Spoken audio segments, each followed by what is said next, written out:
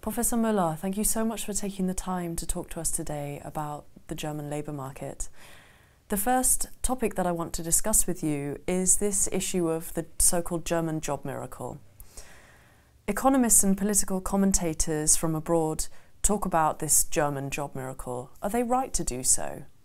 I think that many labour market researchers were really surprised by the response of the German labour market to the Great Recession in 2009. And this also included me. I was surprised because we thought with a minus of GDP of 5.1 at that time, this should have a big response at the labour market in terms of higher unemployment and less employment. And what really happened, there was almost no response of German firms to that huge shock in GDP. And then, of course, in the end, all miracles can be explained and should be explained. And we relatively easily found out what was the reason of this response. It was labor hoarding to a huge extent. Of course, it was supported by the short time work schemes, which is a specialty of the German labor market institution that worked extremely well in this situation. The second was the existence of working time accounts, where when people work less, then they can take hours. We have this very positive trend. And there are several reasons for that.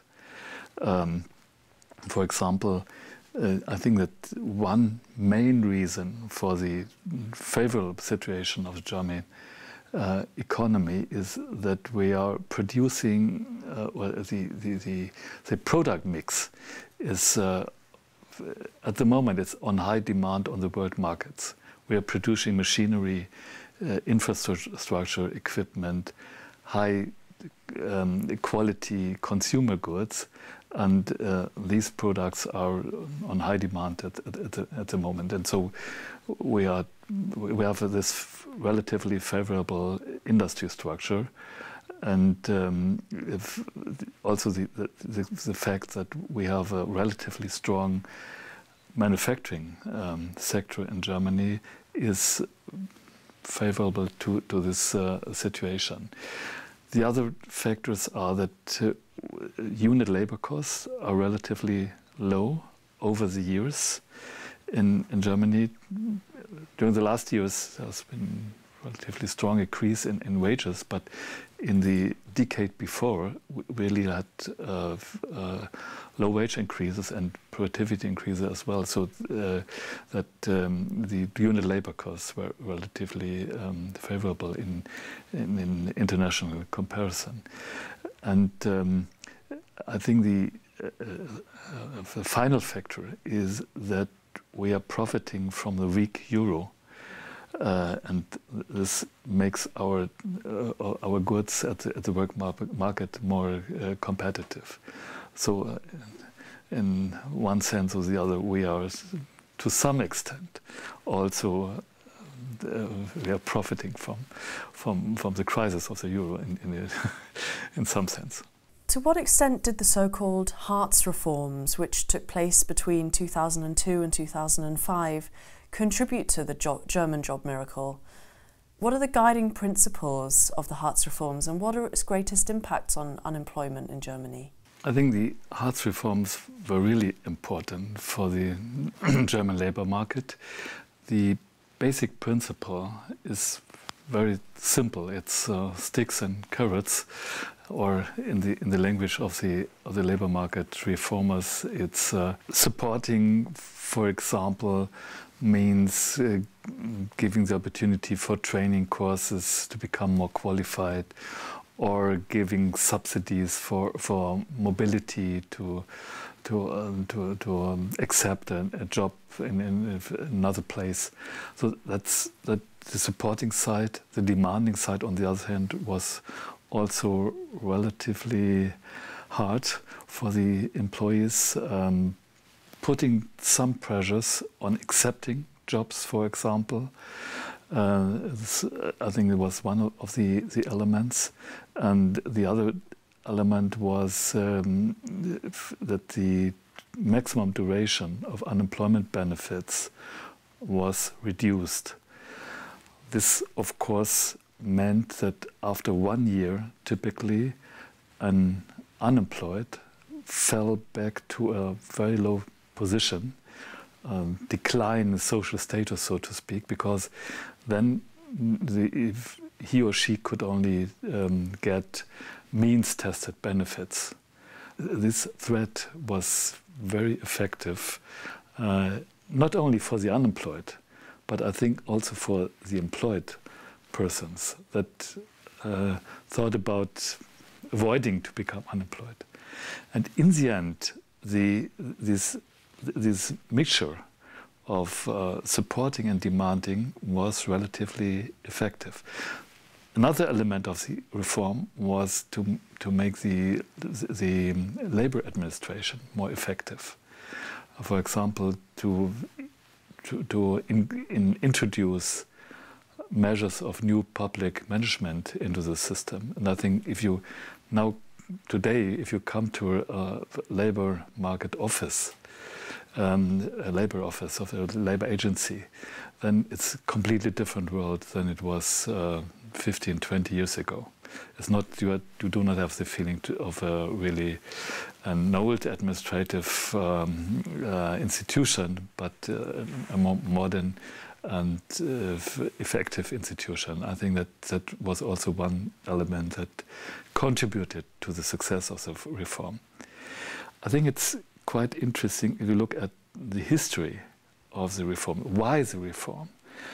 Schröder, the father of the reforms, he could not accept that unemployment the trend in unemployment was rising over time.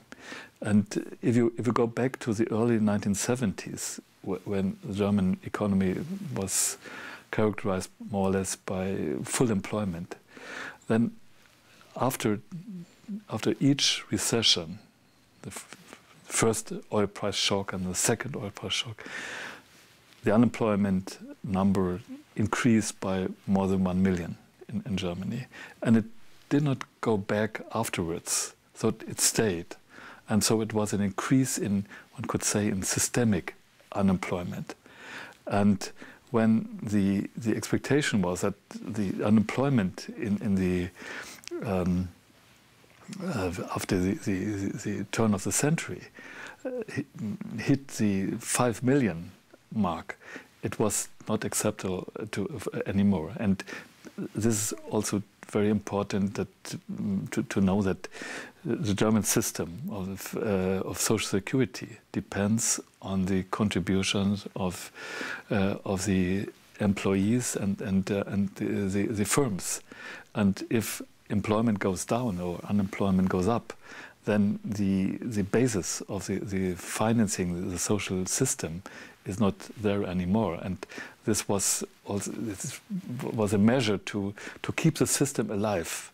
Otherwise, it would have collapsed. And I think this was one of the reasons to accept all these. One has to say this. Hard reforms, hard for the workers, and some of the, for example, the unions have still not accepted what was going on at that time, and there's still some opposition against it. But one has to say, from a labor market point of view, the reforms were successful. Full stop. And we now have much less unemployment than in 2005. The the number of persons that are eligible to social contribution rises from year to year, and so it's really a very favorable situation we are in today. And is the success of the German labour market sustainable in the long run? That's a good question. We have 1 decade of very favorable development. I think that